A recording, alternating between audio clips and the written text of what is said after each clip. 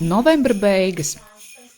Dzīvojamās istabas daudzu latviešu ģimenēs Īrijā vakaros sāk izskatīties un izklausīties šādi. Kas šeit notiek?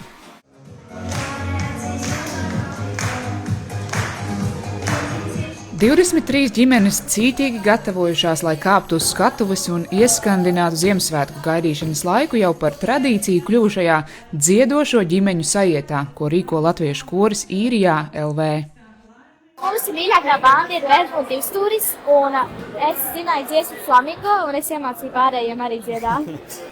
Tā atmosfēra Ziemassvētku, un tad daudz cilvēku kopā sanāk, un tas viss tik forši un patīkam.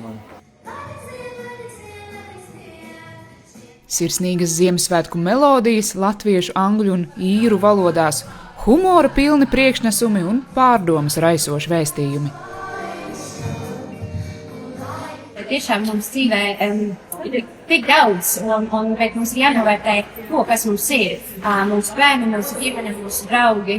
Un visgalvenais ir nevis tas, kas zemeglītes, bet kas ir apeiglīti. Īpašs ir saviļņojums tiem, kas uz skatuves sadūšojušies kāpt pirmo reizi mūžā.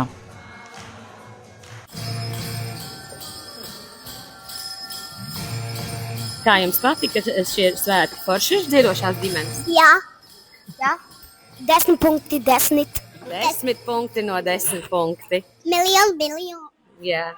Un šī tradīcija ir ārkārtīgi brīnišķīga, jo mēs varam gan 3 paaudzēs šeit piedalīties, citi piedalās 2 paaudzēs. Rekordliels bija ne tikai muzicētāju, bet arī apmeklētāju skaits. Nācās doties papildus krēslu meklējumos, lai neviens nepaliktu aiz durvīm. Pēc kārtīgas izdziedāšanās, kārtīga izsvinēšanās ar mājās gatavotiem gardumiem un Ziemassvētku vecīša ierašanos desertā. Ja visiem citiem patīk, tad man vispār ir forši garstāvoklis uzreiz un gandrījums. Līva Karlsone, Latviešu.com sadarbībā ar diasporas reportieriem speciāli Latvijas televīzijai.